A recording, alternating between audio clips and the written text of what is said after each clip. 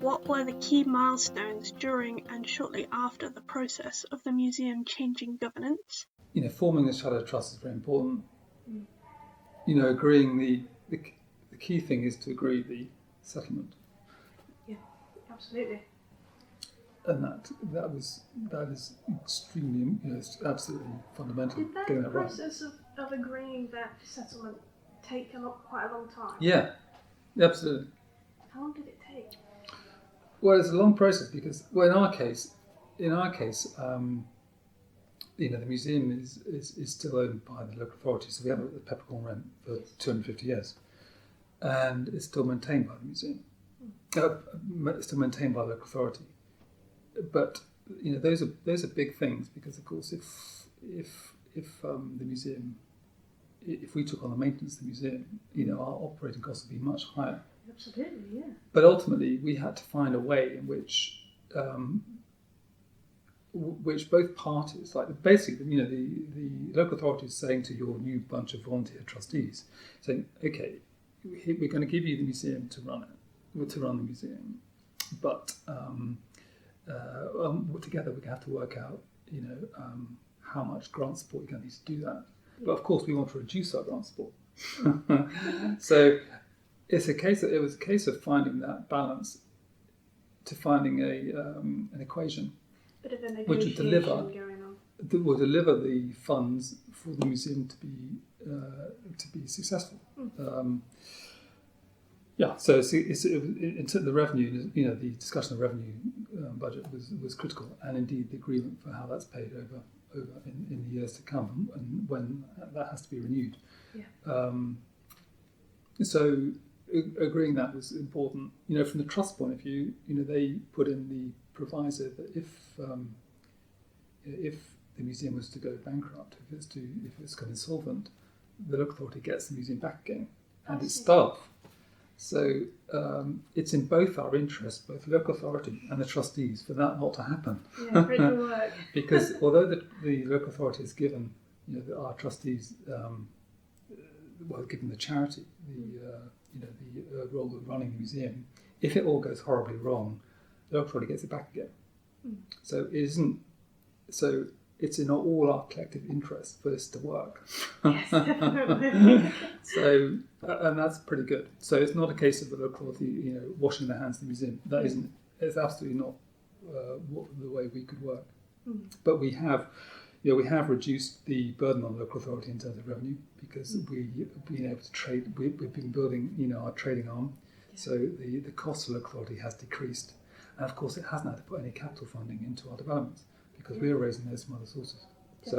So for sure, we have really developed, since the museum has been a trust. The benefits have been a much improved and improving museum service, which is keeping, which has a very exciting future in Banbury and in the region.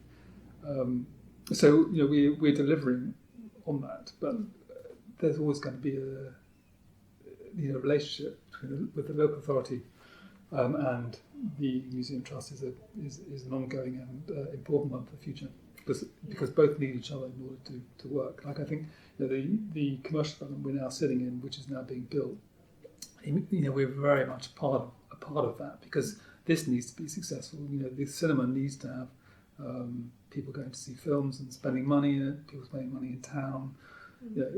We're absolutely a part of the local economy, and I would say the museum is vital in terms of making that a success. It sounds like it's a very sort of symbiotic type relationship with the council. You both rely on each other for different things. Yeah, absolutely. And quite important to keep that relationship strong as well, I should imagine. Yeah, the district council they've been incredibly supportive over the years, and continue to be so. We have an officer who attends our board meetings, and we work very closely with them. Because absolutely, we both need each other and have similar, have the same goals, really. So it makes sense. I think there are two, in terms of our partnerships. in our relationship with district council and with arts council are uppermost in our thoughts. Yes, the pizza moment with everybody signing the agreement, which I think was about half a dozen of us. But the key milestones, yeah, that's a really good point. So I think the first key milestone was November 2013, when the local authorities, both local authorities, made the decision in principle to go to trust and to trigger the implementation plan. So as part of the business planning towards setting up the trust, making the case, which they reviewed at that point, we'd also prepared an implementation plan. And that had all of the different pieces of work that needed to be done before you actually could say, here we are, sign the agreements. And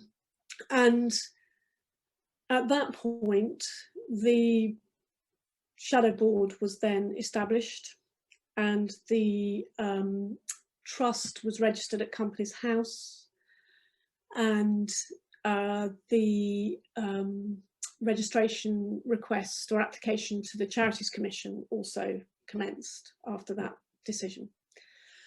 So I think and I have to do it this way, you probably want to edit out the detail of dates, but I think by the time we got to April of 2013, we had the shadow board in place and we were registered.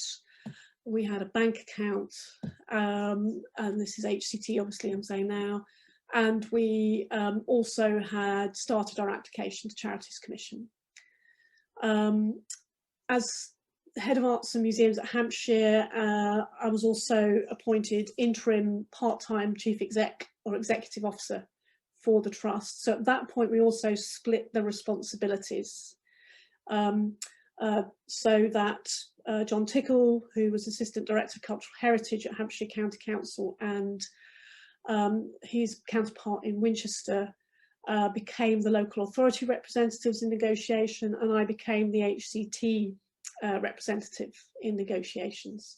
So we then had a whole sort of timeline of creating the brand, logos, guidelines, getting the legal documents all sort of prepared, starting to unpick the financial sort of aspect of things, although at that point we were still proposing for Hampshire County Council to provide our financial services, at least for a period.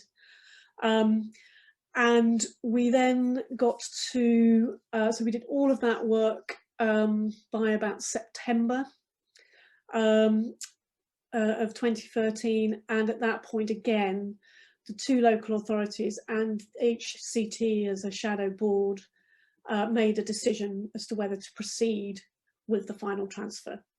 And that decision was made, and we set the 1st of November as the date to do the transition. During that time, we also agreed that the financial responsibility would move from Hampshire County Council to HCT as quickly as possible after transition. So I think that happened within the first 6 months. And I would recommend, we'll come back to learnings, but I would recommend that that is done right from day one rather than not, because it gives you that freedom, it gives you that control, gives you that ability to get into the level of detail you need. So in terms of what was going on in terms of people and team and external stakeholders during that time, we had a communications plan for each of those milestones, which had various sort of workshops or stakeholder conversations or staff conversations. We engaged with unions at relevant points during that time to confirm and keep them sort of informed and so on, as well as obviously the wider team directly. And we also organised conversations with the various sort of customers of our community venues. And very shortly after going into trust, we had a series of customer conversations at different venues, which was really an opportunity, a really important opportunity for anyone interested from a community perspective to come and meet the team in a new guise, and also meet the new trustees, and also for the trustees to be able to meet, you know, active community interested, so that we could really hear firsthand what the aspirations, the issues and challenges are for each individual organisation and community. What were the key milestones in the development of Gunnersbury as a CIC? And what did you feel were the most important times or crunch points from reopening to becoming a fully functioning company? Okay, interesting question. So, first milestone, I think, was established by the two founding bodies that the CIC should go live in September of 2017. Before I was appointed in the spring of 17, they'd actually tried to appoint a chief executive on 2 prior occasions. My understanding is they'd actually appointed on both occasions, but both candidates pulled out. So they were milestone in terms of recruit senior leadership team that had already been missed by the time I arrived. But I arrive in spring 2017 and I'm told, okay, the Heritage Lottery Fund works are due for completion in September. That's when you've got to get live. And so, of course, I was then thinking, oh my God, we've got to really move at pace. There was an awful lot of scrabbling around for the first couple of months. And then by June, so I've been in post about 8 weeks, 6 to 8 weeks. By June, I attend a meeting with the lottery and the project team, and there's, oh, we're not going to meet the September deadline. We've got some delays in the build. It's going to be December. So I go, okay, right, I've got a couple more months. Let's reorientate ourselves. Let's redraft my mobilisation plan. I get to November. Oh, we're running behind again. By which time I'm going, look guys, I'm trying to pull together a mobilisation plan here. I have to have hard targets to work towards. This is becoming a little bit slippery. What's the real date? March next year. So we're into March 2018. So I said, okay, you know what I'm going to do? Because I used to run capital programs, so it helps me. I said, I'm actually going to add a few months onto that because I don't believe you. I'm going to work towards a May 1st, 2018 go live. And actually, to be honest, the 2 local authorities said, we think you're right, David. The project has now had 3 false completion dates. Let's build a little bit of capacity in a couple of months. So we then reorientated ourselves to a May 1st, 2018 launch date. And we just went hell for leather for it. We really did. And it's one of those, I have to say, we recruited people in autumn, winter 2017 and said to them, you may only be in post for 3 to 4 months and then you will be live. So you've really got to focus on mobilisation. So we recruited a front of house manager, for example, and said to her, you've got to recruit your entire front of house staff, get all your procedures in place, do all your risk assessments and be prepared to go live. And by the time she arrived, I think that was November, basically said you've got less than 6 months to do it. And they were like, it can't be done. And I said, it can, and we're going to do it. And one of the things I would say is the performance of my team to meet an incredible deadline was fantastic. The team really pulled together and just pushed for that hard deadline of opening to the public in May 2018. So we did it, but it was after 3 or 4 false starts.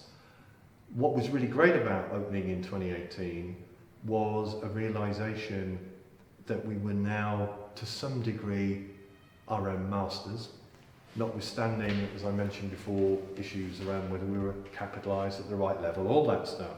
But what it basically said to the staff was, from this date, we are essentially in charge of our own destiny. It's incredibly empowering, I think, to actually have a firm date and think, well, change is coming and that's the date it will be implemented.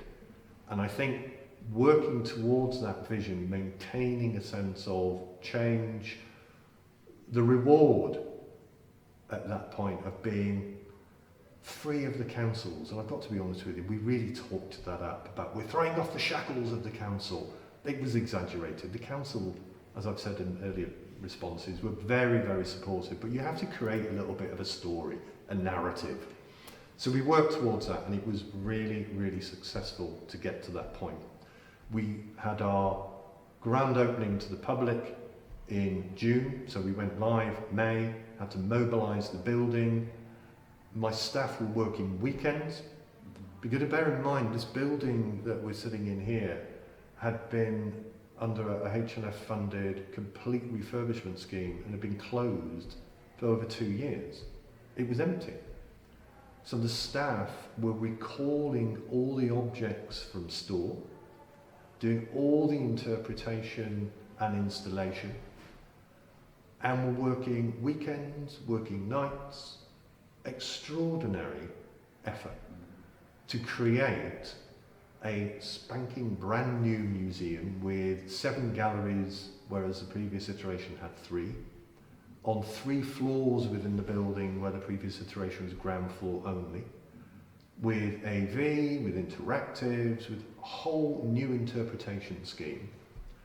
And that was done at breakneck speed, weekend and evening workings, because we decided on our deadline. And I think the importance of that is it's about empowerment. If we'd have held to, oh, it's now March, as the project managers were saying, and that had been missed, I honestly believe that the motivation of staff would have been not fatally damaged, but it would have been really undermined by setting our date and all sitting around a table and going, oh my God, that is going to be so hard. We all pulled together to meet our date. It was our deadline, not someone else's. And that, I think, is really important about empowerment. And the thing about where we are now as a CIC, the staff team, I think, are empowered. The governance structure we have, whatever qualifications about board governance and functionality, so where we are is we're empowered. And that's really powerful, I think. Myself, my staff, we call the shots. If we get it wrong, we have to take the responsibilities for it. But working to your own set milestones is so much better than working with somebody else's.